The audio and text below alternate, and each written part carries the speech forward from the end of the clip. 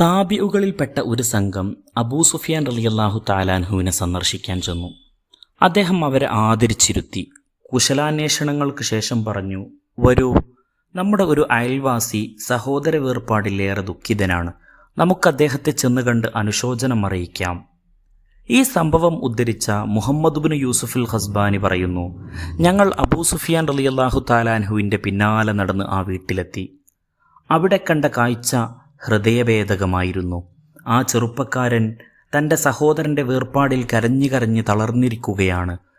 ഞങ്ങളുടെ അനുശോചന വാക്കുകളൊന്നും അയാളിൽ ഒരു മാറ്റവും ഉണ്ടാക്കുന്നില്ല.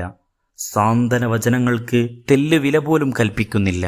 അപ്പോൾ ഞങ്ങൾ പറഞ്ഞു, സുഹൃത്തെ, എന്തൊരു അനർത്ഥമാണ് താങ്കൾ കാണിച്ചുകൊണ്ടിരിക്കുന്നത്.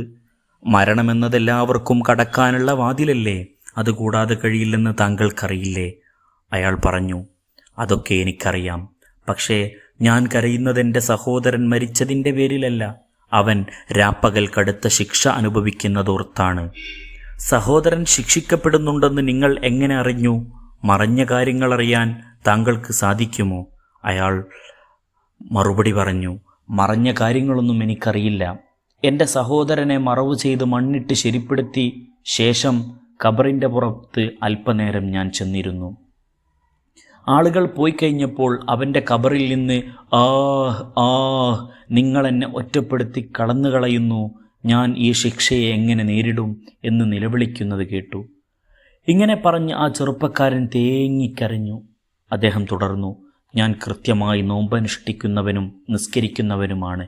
ആ ആരാധനകളുടെ ബലത്തിൽ ഞാൻ സഹോദരൻ്റെ ഖബർ തുറന്നു നോക്കിയപ്പോൾ കണ്ട കാഴ്ച കരളലിയിപ്പിക്കുന്നതായിരുന്നു. ഖബർ തീയിനാൽ തിളച്ചു മറയുന്നു. സഹോദരൻ്റെ കഴുത്തിൽ ഒരു അഗ്നിമാലയുണ്ട്. എനിക്കത് കണ്ടു സഹിക്കാൻ കഴിഞ്ഞില്ല. മറ്റൊന്നും നോക്കാതെ ഞാൻ ഖബറിലേക്ക് കൈകടത്തി ആ തീമാല പറിച്ചെറിയാൻ തുനിഞ്ഞു. പക്ഷെ എൻ്റെ കൈ വിരലടക്കം കരിഞ്ഞുപോയി. അയാൾ തൻ്റെ കരിഞ്ഞ കറുത്ത കരങ്ങൾ ഞങ്ങൾക്ക് കാണിച്ചു തന്നു. ഞാൻ ഉടനെ മണ്ണിട്ട് ഖബർ മൂടി അവിടെ നിന്ന് പിരിഞ്ഞു പോന്നു. ആ നിമിഷം മുതൽ ദുഃഖം അടക്കാൻ എനിക്കാകുന്നില്ല, കരച്ചിൽ നിർത്താൻ കഴിയുന്നില്ല. ഇത് കേട്ട് ഞങ്ങൾ അയാളോട് ചോദിച്ചു, താങ്കളുടെ സഹോദരൻ വല്ല കടുത്ത തെറ്റും ചെയ്തിട്ടുണ്ടോ? അയാൾ മറുപടി പറഞ്ഞു, അവൻ സകാത്ത് കൊടുത്തിരുന്നില്ല.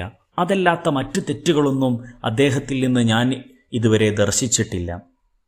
ഞങ്ങൾ പറഞ്ഞു, സകാത്ത് നൽകാത്തവൻ്റെ സമ്പത്ത് മാലയാക്കി അവൻ്റെ കഴുത്തിൽ അണിയിക്കുമെന്ന വിശുദ്ധ ഖുർആൻ ഇവിടെ പുലർന്നിരിക്കുകയാണ്.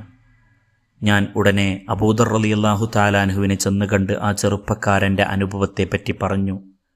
പിന്നെ ഞങ്ങൾ ചോദിച്ചു, ഈ ജൂതന്മാരും ക്രിസ്ത്യാനികളും മരണപ്പെട്ടാൽ അവരുടെ കുഴിമാടത്തിൽ ഇത്തരം അനുഭവങ്ങൾ കണ്ടതായി പറയപ്പെടുന്നില്ലല്ലോ, അതെന്തുകൊണ്ടാണ്? അബൂദർ റളിയല്ലാഹു തആലാൻഹു പറഞ്ഞു, അധർമ്മികൾക്ക് ഖബറിൽ ശിക്ഷയുണ്ടെന്നതിൽ സംശയമില്ല, പക്ഷേ അവ നമുക്ക് കാണിക്കപ്പെടുന്നില്ലെന്ന് മാത്രം. എന്നാൽ സത്യവിശ്വാസികൾക്ക് പാഠമാകാനാണ് ഇത്തരം അത്യപൂർവ രംഗങ്ങൾ അള്ളാഹു വെളിപ്പെടുത്തുന്നത്. അത്തരമൊന്നായിരിക്കാം ഈ അനുഭവം. അബൂദർ റളിയല്ലാഹു തആലാൻഹുവിൻ്റെ വിശദീകരണം ഞങ്ങളെ തൃപ്തരാക്കി. ഇത് നമുക്കുകൂടിയുള്ള ഒരു ഉണർത്തുപാട്ടാണ്.